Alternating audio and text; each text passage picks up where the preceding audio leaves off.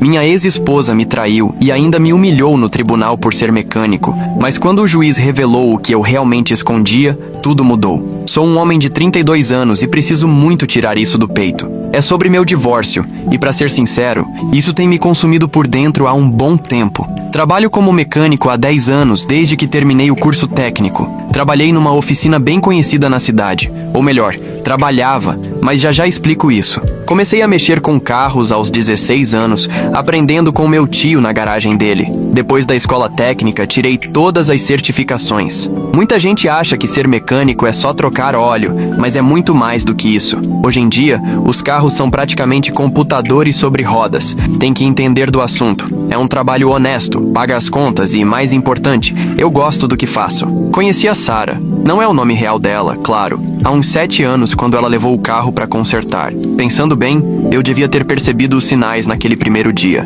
Ela não parava de falar que o carro era de luxo e que precisava de um cuidado especial. Lembro que pensei que ela era meio metida, mas cara, quando ela sorriu pra mim, esqueci de tudo. Ela trabalhava numa agência de marketing chique no centro, sempre com aqueles terninhos caros e bolsas de marca que eu nem sabia pronunciar. Não vou mentir, no começo me senti sortudo por alguém como ela ter olhado pra mim. Eu ganhava bem, mas chegava em casa todo dia com graxa nas mãos, sabe como é? A gente começou a namorar, e no começo até que era legal. Ela parecia interessada no que eu fazia, perguntava sobre os carros, às vezes levava almoço na oficina. Meus colegas até zoavam, dizendo que eu tinha tirado a sorte grande com uma namorada tão fina. Achei que ela fosse diferente da galera do mundo corporativo, que normalmente torce o nariz pra quem trabalha com as mãos. Apesar das nossas diferenças, pensei que tínhamos algo especial. Ela dizia que admirava meu esforço e que gostava do fato de eu correr atrás do que amava fazer. Depois de 2 anos juntos, a gente se casou. Foi um casamento até que grande, pago quase todo pelos pais dela. Eu ajudei com o que pude. O pai dela parecia me aceitar numa boa no começo. Ele é um figurão do ramo imobiliário, mas fazia questão de dizer que respeitava o fato de eu trabalhar duro. Talvez por isso ele tenha topado ser meu fiador no financiamento da casa. Sim, eu comprei a casa antes de a gente se casar. Juntei dinheiro por anos, morando num apartamento pequeno e guardando cada trocado que ganhava com serviços extras. A casa não era nada de outro mundo. 3 quartos, 2 banheiros, um quintal decente, mas ficava num bom bairro, e eu me orgulhava de ter conseguido bancar aquilo. Ter o sogro como fiador me garantiu um juro melhor, mas fui eu que paguei cada parcela sozinho, sem atrasar nenhuma. A Sara até fingiu empolgação no começo, falava que a gente ia reformar juntos e deixar tudo com a nossa cara. Mas aí ela começou a soltar umas indiretas quando os colegas dela iam lá, o que não acontecia com frequência. Falava coisas do tipo, a gente tá pensando em se mudar pra um bairro melhor, ou essa é só a nossa casa de início. Isso me fazia sentir que todo o meu esforço não tinha valor. Logo percebi que ela não gostava de contar o que eu fazia. Nas festas da firma, quando me levava, ela me apresentava como empresário do setor automotivo. Bom, tecnicamente isso acabou sendo verdade mais tarde, mas na época dava pra perceber que ela tinha vergonha de dizer que eu era mecânico. Minha irmã Jenny nunca engoliu a Sara. Às vezes ela ia na oficina pra revisar o carro e uma vez me disse: "Não gosto do jeito que ela te olha. Parece que te vê como um projeto que ela quer reformar." Eu ignorei, porque né, irmã é assim mesmo. Vive achando que nenhuma mulher é boa o suficiente pro irmão. O primeiro ano de casado foi ok, eu acho. A gente tinha uma rotina. Eu trabalhava na oficina das 7 da manhã até às 6 da noite, às vezes até mais tarde, dependendo do serviço. Sara trabalhava das 9 às 5, mas sempre dava um jeito de ficar até mais tarde com a desculpa de reunião com cliente ou eventos de equipe. Eu devia ter prestado mais atenção nessas noites, mas estava ocupado fazendo curso de administração na faculdade comunitária. Nem contei pra ela porque toda vez que eu falava em melhorar de vida, ela tirava sarro, a não ser que isso significasse sair da oficina. Hoje, vendo de fora, consigo enxergar todos os sinais. O jeito que ela torcia o nariz quando eu chegava em casa com a roupa suja de graxa, como parou de ir pro garagem comigo quando eu tava mexendo no meu carro de projeto, as constantes sugestões pra eu voltar a estudar e arrumar uma carreira de verdade. Mas, como dizem por aí, depois que tudo passa é fácil perceber as coisas. O casamento começou a desandar de vez uns 2 anos depois. A Sara foi promovida na empresa e virou outra pessoa. Insuportável mesmo. Chegava em casa contando sobre jantares caros com clientes, eventos chiques, e sempre falando de um tal de Mark, que foi essencial para a promoção dela. Teve uma noite em especial que ela chegou em casa super tarde, tipo 11 da noite, com um vestido novo que eu nunca tinha visto. Quando perguntei, ela disse que teve uma reunião emergencial com um cliente e precisou sair para comprar uma roupa adequada. Me senti um idiota só por ter perguntado. Nessa época, ela também começou com umas piadinhas sobre a casa. Meu sogro, lembra que ele era fiador? Vinha jantar às vezes, e os dois ficavam falando de valorização de imóvel, insinuando que eu estava atrapalhando o crescimento da Sara por não querer me mudar para um bairro mais sofisticado. E tudo isso na minha cara, na minha mesa de jantar. E ela só ficava lá, concordando com tudo. E para piorar, passou a menosprezar meu trabalho. Um dia um cliente rico levou uma Ferrari na oficina. Quase nenhuma mecânica da cidade aceitava mexer nesse tipo de carro, mas eu tenho certificação para veículos de luxo. E a Sara disse para as amigas que eu ficava brincando com carrinhos caros, em vez de procurar uma carreira séria. Enquanto isso, eu estava ganhando uma grana boa com esses concertos especializados. Mas ela nunca se deu o trabalho de perguntar. Antes eu achava engraçado, mas depois aquilo foi me corroendo por dentro. Aí vieram as festas do trabalho. Cara, aquilo foi um pesadelo. Teve uma em especial, a tal festa de Natal num hotel caríssimo no centro. Gastei uma grana num terno chique só pra tentar me enturmar. E mesmo assim, ela me deixou de lado a noite inteira, enquanto ficava no meio dos colegas de trabalho. A galera do escritório dela era um mundo à parte. Só gente engravatada falando de ações, investimentos e viagens internacionais. Um deles chegou a me perguntar se eu conhecia algum mecânico de confiança, logo depois dela me apresentar como marido. Ela apenas deu risada, enquanto eu fiquei ali parado, me sentindo totalmente deslocado. Depois daquela festa, a distância entre nós só aumentou. Antes, pelo menos, a gente jantava junto na maioria das noites, mas agora ela vivia chegando tarde do trabalho. Quando estava em casa, parecia distante, sempre grudada no celular ou no notebook. Tentei propor uns jantares fora, umas viagens de fim de semana como fazíamos antes, mas sempre surgia uma emergência de trabalho ou alguma reunião com um cliente que atrapalhava os planos. Comecei a perceber que ela vivia mandando mensagens e o tempo todo deixava o celular virado para baixo ou saía do cômodo para atender ligações.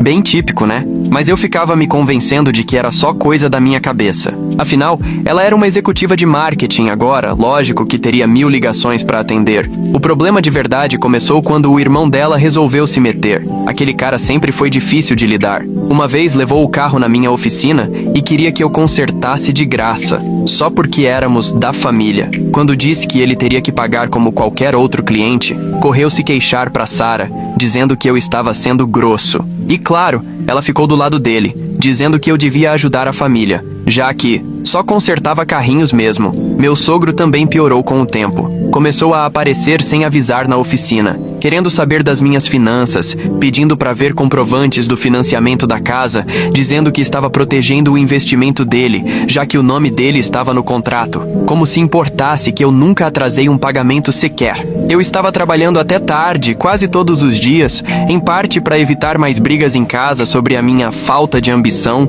e em parte por causa das aulas de administração que eu continuava fazendo. Sara nunca perguntava por que eu estava chegando tarde. Provavelmente achava que eu estava só mexendo com carros. Ela até fazia piadinhas do tipo: "Ah, você preferiu a graxa do que a mim." O ponto de ruptura foi numa festa de verão da empresa dela. Alugaram um bar de cobertura todo chique, e a Sara fez questão que eu fosse, dizendo que aquilo ia compensar as festas anteriores que eu tinha perdido, sendo que eu nunca perdi nenhuma. Ela só dizia pros colegas que eu não aparecia. Entrei no local e vi ela bem colada com um cara alto, de terno caro. Depois descobri que era o tal do Mark, o colega de trabalho. E olha, o jeito que eles se afastaram rápido quando me viram, dá pra imaginar. Eu não sou tão ingênuo quanto ela pensava. Sabia que tinha alguma coisa errada, mas ainda não tinha provas. E eu nem sou do tipo que fica fuçando a vida dos outros. Mas depois daquela festa, não dava mais pra fingir que estava tudo certo. Comecei a prestar mais atenção nos detalhes. Toda quinta-feira ela trabalhava até mais tarde,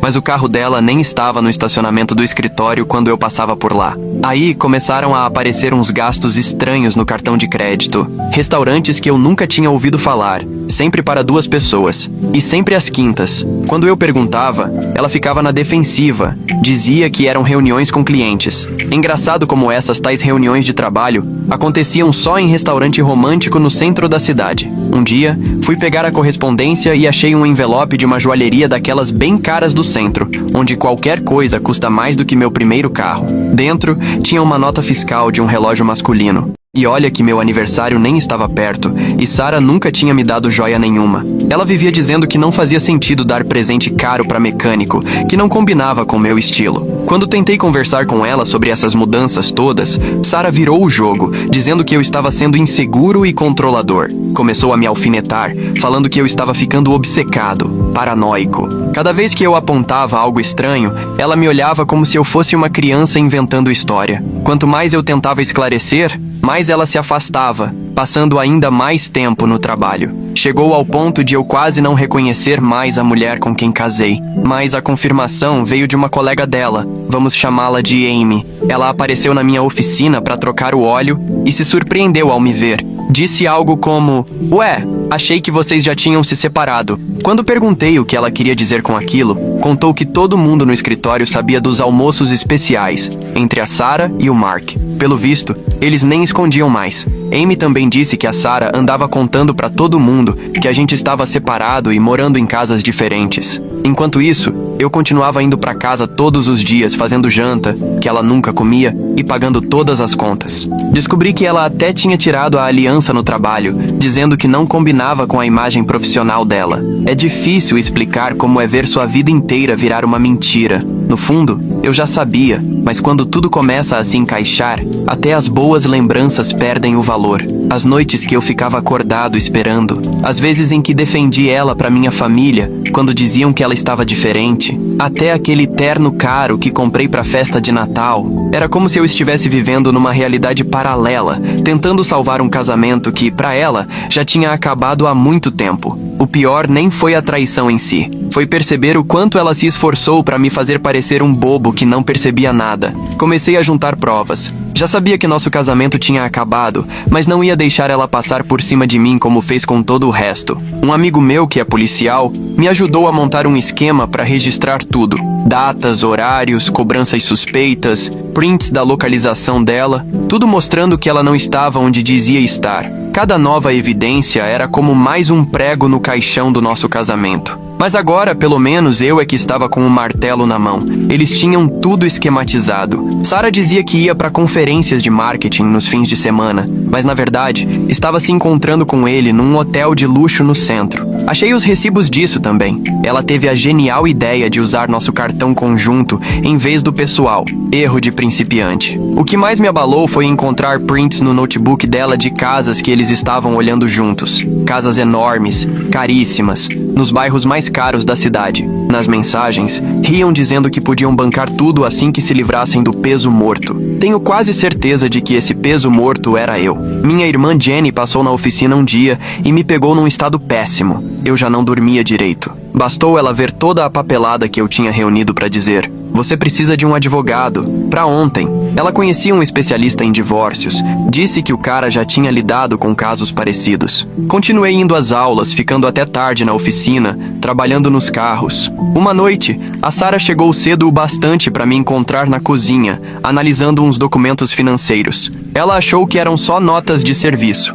"Mais recibos de conserto?" Ela perguntou com aquele sorrisinho debochado. "É, só organizando as contas." Respondi, escondendo os trabalhos da faculdade embaixo dos papéis da oficina. "Você sabe como nós, mecânicos simples, somos." Ela soltou aquele suspiro dramático de sempre. "Sabe, se você me deixasse cuidar das finanças como eu sugeri, afinal, eu tenho uma pós-graduação em administração," disse ela, com aquele tom condescendente de sempre. "Ah, eu jamais colocaria o peso da minha oficina de fundo de quintal nas suas costas," respondi, pensando na matéria de avaliação de empresas que eu tinha acabado de tirar nota máxima. "Além disso, você anda tão ocupada com essas reuniões intermináveis." "Como foi a de hoje, aliás?" perguntei, já organizando meus papéis. "Foi produtiva," respondeu ela, do nada super interessada no celular. "Estamos trabalhando em algo grande." "Imagino que sim," murmurei. "Bom, Não quero atrapalhar seu trabalho executivo super importante. Eu fico aqui com o que sei fazer de melhor.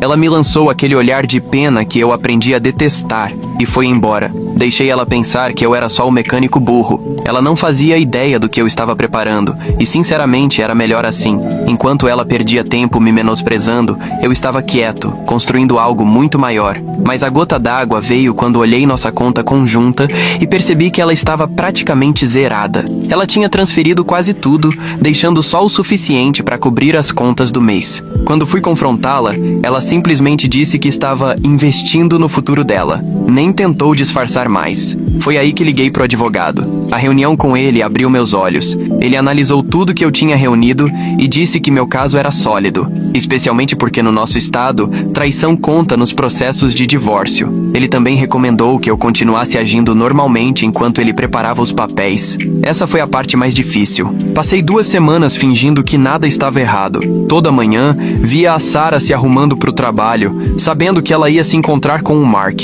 Ela voltava tarde, e eu precisava ouvir as mesmas desculpas sobre reuniões com clientes. Teve até um jantar com os pais dela, onde passaram a noite inteira tentando me convencer a transferir parte da casa para Sarah por segurança. O advogado sugeriu que eu gravasse as conversas com o sogro, já que no meu estado é permitido gravar com consentimento de apenas uma das partes. Consegui umas declarações bem interessantes. Inclusive ele dizendo, mesmo que em tom de brincadeira, que tornaria minha vida difícil se eu não desse a Sarah o que ela queria. Então chegou o dia em que tudo veio abaixo. Era uma quinta-feira como qualquer outra. Dia da reunião tarde. Meu vizinho me ligou na oficina. Achei que você devia saber. A Sarah acabou de chegar com um cara que nunca vi antes. Eles entraram juntos. Na hora eu soube quem era. Dirigi até em casa com uma calma esquisita, daquele tipo que vem quando você já sabe que vai encarar o inevitável. Entrei e encontrei os dois na cozinha, Sarah e Mark, ele com as mãos na cintura dela. O olhar dela ao me ver parado ali, esse eu nunca vou esquecer. Fora, os dois. Agora, falei, baixo, mas firme. O rosto da Sarah mudou de surpresa para fúria num segundo. Essa casa também é minha. Você não pode simplesmente... A casa que eu paguei, interrompi, mantendo o tom calmo, o que pareceu deixá-la ainda mais irritada. Vocês têm 30 minutos para arrumar uma mala e sair. Mark deu no pé rapidinho, enquanto Sarah berrava comigo, gritando sobre os direitos dela. E ainda ligou pro pai, aos berros. 20 minutos depois, o SUV do sogro entrou cantando pneu na nossa garagem. O irmão dela, o Tommy, já saiu do carro antes mesmo dele parar direito. Você não pode expulsar minha filha, gritou o pai dela, tentando entrar à força. Tommy vinha logo atrás, fazendo pose de quem queria brigar. Levantei o celular, já gravando. Os dois estão invadindo propriedade privada. Já chamei a polícia. Devem estar chegando. Essa casa é da minha filha. Eu fui fiador no financiamento, ela é minha, gritou, sacudindo uma pasta de documentos na minha cara.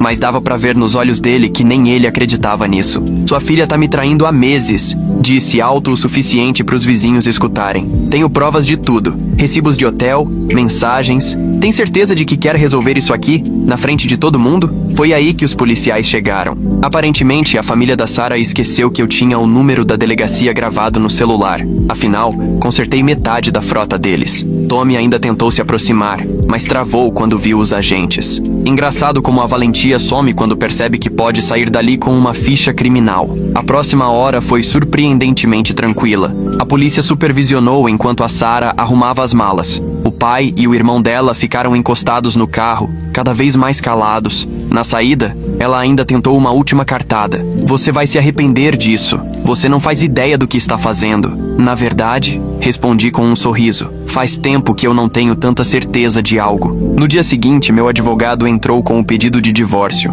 Sarah recebeu os papéis no trabalho. Depois fiquei sabendo que ela fez um escândalo, chorando pra todo mundo dizendo que eu era cruel. E tudo isso enquanto já planejava dividir meus bens com o Mark e se mudar com ele. O advogado dela tentou resolver por baixo dos panos. Ofereceram um acordo. Eu ficaria com a casa se pagasse uma quantia absurda pra Sarah. Era como se achassem que eu estava escondendo dinheiro por aí. Meu advogado mandou eles procurarem outro otário. Aquele fim de semana foi insano. A família da Sarah espalhou pra todo mundo que eu era abusivo, que prendi ela num casamento ruim e que estava deixando a coitadinha sem ter onde morar. Algumas amigas dela até postaram coisas sobre mim nas redes sociais. Minha irmã queria responder, mas eu disse para deixar, que eles cavassem a própria cova sozinhos. Sara tentou voltar em casa para pegar mais coisas, mas eu já tinha trocado as fechaduras. Meu advogado explicou que agora ela teria que fazer tudo pelos meios legais. Ela deixou um áudio enorme me chamando de mesquinho e imaturo.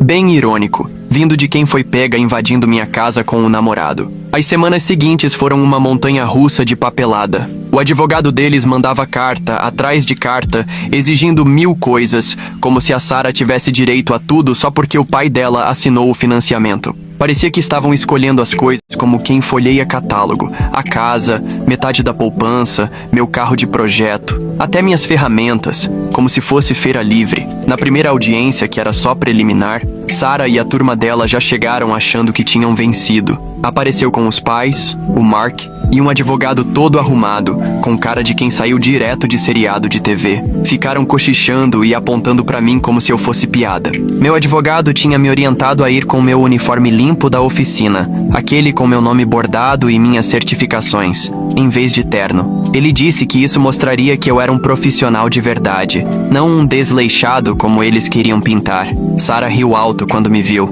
e ainda soltou do lado do Mark pra todo mundo ouvir. Ele nem sabe se vestir pra ir ao tribunal. Quando o advogado da Sara começou a dizer que ela apoiou minha carreira e ajudou a construir meu negócio, eu quase perdi a cabeça. Eles tentaram alegar que ela cuidava das finanças da oficina, o que era totalmente mentira. Ela nunca nem chegou perto da papelada da empresa. Aí começaram a falar da casa. O pai da Sara testemunhou dizendo que só tinha sido fiador porque eu não era financeiramente estável o suficiente para conseguir o financiamento sozinho, como se tivesse feito caridade. Meu advogado só anotava tudo, com a maior calma, enquanto eles montavam aquela história toda inventada. Mas a parte divertida veio quando mencionaram o Mark, tentando pintar ele como um amigo de trabalho que estava ajudando a Sara num momento difícil. Enquanto isso, meu advogado já tinha impresso mensagens, recibos de hotel e fotos dos dois juntos, em horários em que a Sara dizia estar em conferências de trabalho. A mãe da Sara ainda fez um discurso dramático,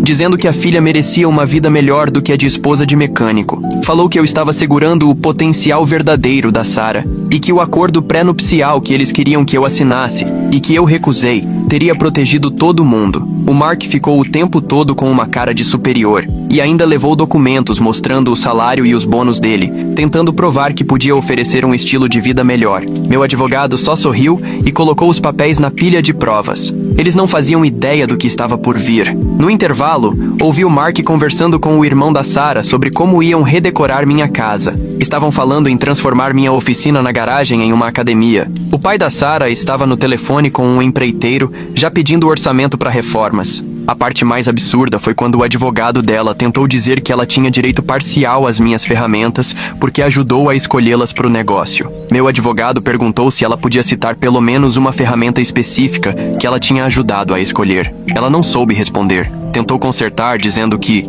apoiava o processo de compra de ferramentas de forma geral. O juiz até arqueou as sobrancelhas com essa. Eles também citaram minhas aulas à noite, mas distorceram tudo, dizendo que eu estava negligenciando o casamento para estudar em vez de passar tempo com a Sara. Convenientemente, esqueceram de mencionar que ela passava essas mesmas noites com o Mark.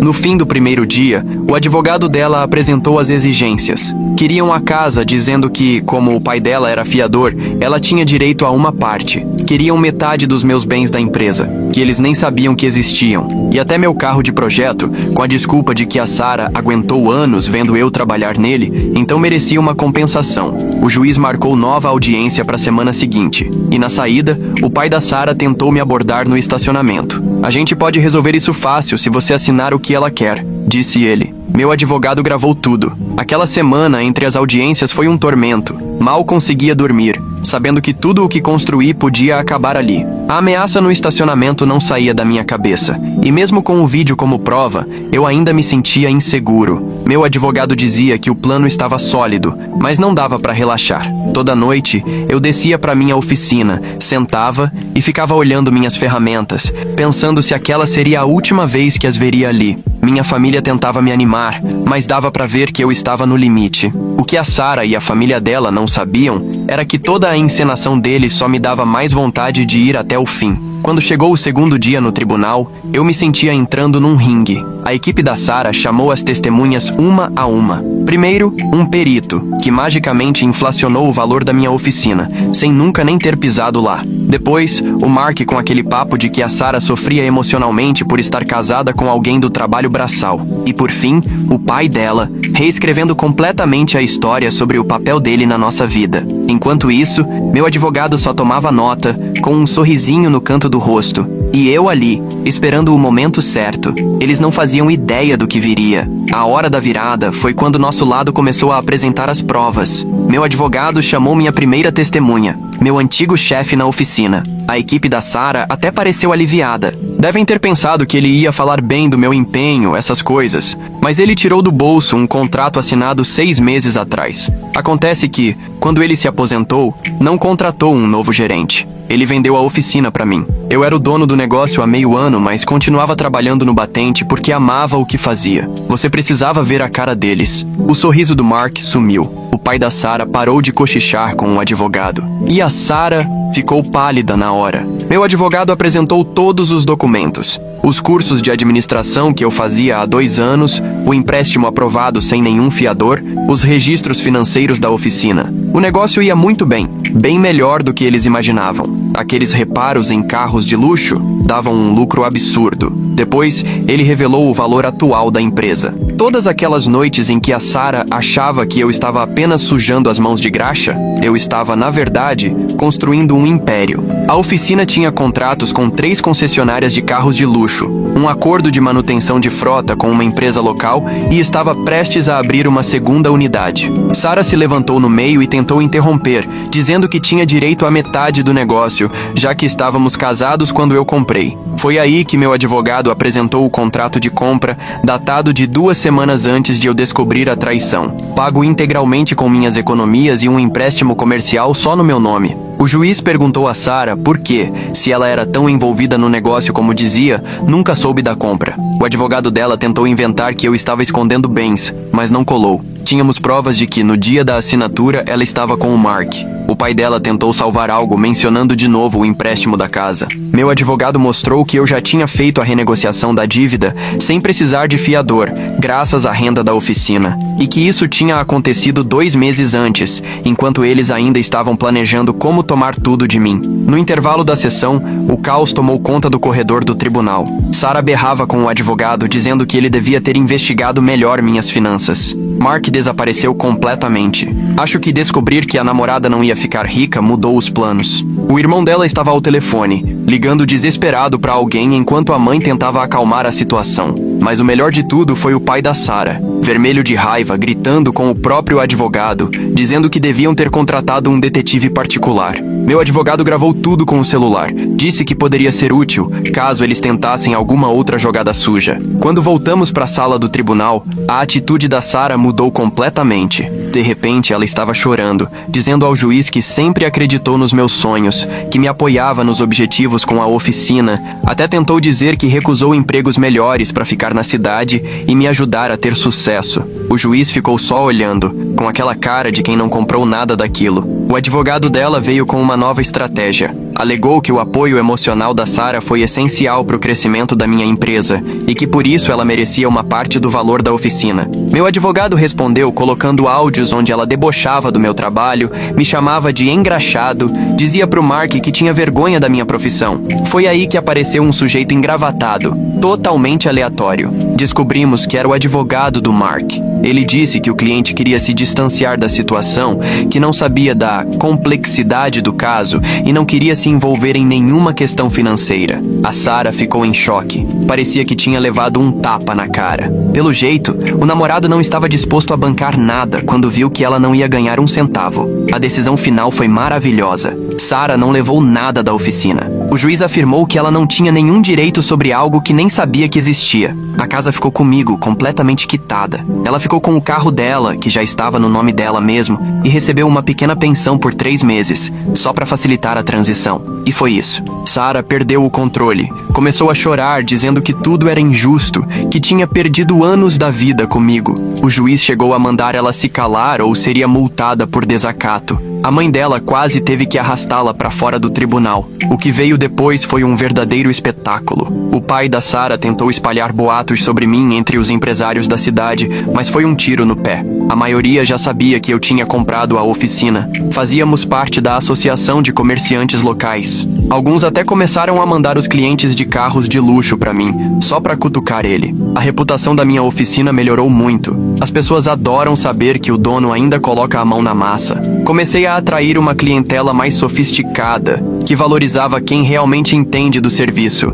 não um executivo engravatado que só comprou uma garagem. Lembra do Mark fugindo durante o intervalo no tribunal? Pois é, o destino deu o troco para ele também. A empresa onde ele trabalhava tinha regras rígidas sobre relacionamentos no ambiente profissional. Alguém, com certeza não fui eu, enviou os documentos do tribunal pro RH deles, mostrando que ele estava envolvido com a Sara enquanto ela ainda era casada. Resultado, ele foi rebaixado e transferido para uma filial minúscula em outro estado, a 3 regiões de distância. A Sara tentou manter o emprego, mas a confusão toda destruiu a reputação dela na empresa. Aquele cliente importante que ela atendia com o Mark pediu para trocar de equipe depois do escândalo. Ela acabou pedindo demissão e tentou processar a empresa alegando assédio moral, mas não deu em nada. E a minha oficina? Vai de vento em popa. Consegui abrir a 2ª unidade, contratei ótimos mecânicos, gente que valoriza o trabalho. O pai da Sara tentou limpar a própria imagem dizendo por aí que